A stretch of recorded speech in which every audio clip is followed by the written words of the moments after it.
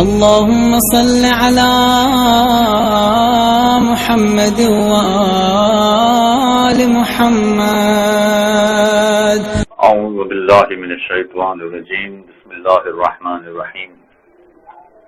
اسلام میں بہت سارے ایسے مقامات ہیں کہ جہاں غریبوں پر خرچ کرنے کے لیے کہا گیا ہے، اور کچھ مقامات ایسے ہیں کہ جہاں پر واجب ہے کہ وہ غریبوں کو دیا جائے.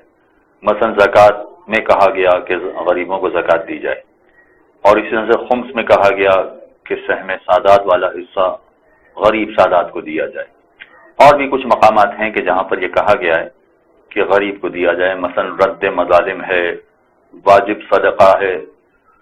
ایسے بہت سارے عنوانات ہیں کہ جہاں پر یہ کہا جاتا ہے کہ آپ غریب کو یہ والی رقم ادا کریں، یہ مال غریب کو ادا کریں. سوال یہ پیدا ہوتا ہے کہ اسلامی نقطۂ نگاہ سے غریب کسے کہیں گے؟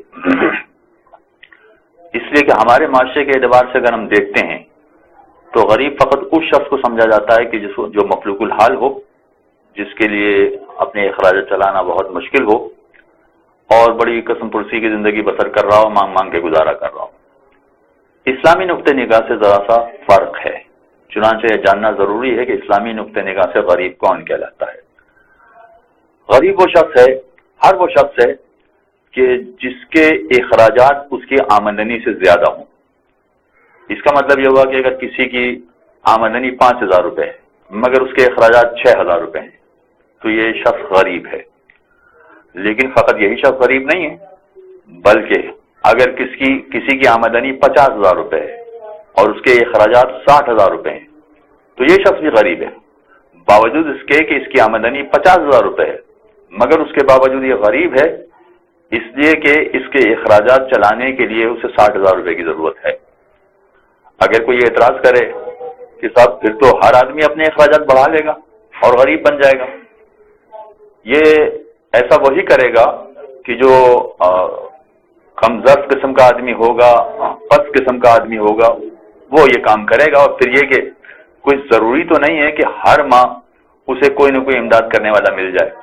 لہذا عام طور پر لوگوں کا طریقہ کار یہ ہوتا ہے کہ جتنی آمدنی ہوتی ہے اتنے اخراجات رکھتے ہیں، اس سے زیادہ اخراجات نہیں رکھتے. لہذا اگر اس کی آمدنی اس کے اخراجات کے برابر ہے تو وہ غریب نہیں ہے، لیکن اگر اس کی آمدنی اس کے اخراجات سے کم ہے تو یہ غریب ہے. چاہے پھر اس کی آمدنی بہت زیادہ ہو، اور آمدنی جس کی زیادہ ہے اس کے پاس وسائل بھی ہوں. وسائل کا مطلب ہے اس نے موٹر سائیکل رکھی ہوئی ہے، گاڑی رکھی ہوئی ہے، مگر اس کے باوجود وہ غریب کہلائے گا، اس لیے کہ اس کی آمدنی کم ہے اس کے اخراجات کے اعتبار سے. ہم اگر یہ بات پیش نظر رکھنا ضروری ہے کہ جب ہم یہ کہہ رہے ہیں کہ آمدنی 5,000 روپے اخراجات 6,000 روپے ہیں، یا آمدنی 50,000 روپے ہے اخراجات 60,000 روپے ہیں، تو یہ فقط 10,000 کی حد تک غریب ہے. یعنی اگر ہم اس کو زکوٰۃ کی رقم دینا چاہیں، خمس کی رقم دینا چاہیں، کسی اور مد میں رقم دینا چاہیں جو اسلام نے واجب کہی ہے، تو 10,000 تک اس کی مدد کر سکتے ہیں، اس سے زیادہ اس کی مدد نہیں کر سکتے. اس لیے کہ جب 10,000 اس کے پاس آ جائیں گے تو وہ غریب نہیں رہے گا، اور غریب نہیں رہے گا تو غریب والا حصہ اس کو نہیں دیا جا سکتا ہے. لہذا یہ بات پیش نظر رکھنا ضروری ہے کہ اگر کسی سادات کی مدد کی جا رہی ہے تو فقط اتنی مدد کی جائے کہ جتنی اس کی ضرورت ہے. اگر فرض کیجئے کہ سید ہے، آمدنی 50,000 ہے، اس کے اخراجات 60,000 ہیں، تو ہم 10,000 کی مدد اس کو کر سکتے ہیں. لیکن یہ بھی ہو سکتا ہے کہ اتفاقی اس کو ضرورت پڑ جائے، بیٹی کی شادی کرنی ہے، گھر میں علاج کی ضرورت پیش آ گئی ہے، یا کوئی اور مسئلہ ایسا پیش آ گیا ہے تو جس کی وجہ سے اس کو 4 لاکھ 5 لاکھ روپے کی ضرورت پڑ گئی ہے، تو ایسی صورت میں وہ عارضی طور پر 4 لاکھ روپے کا غریب کہلائے گا.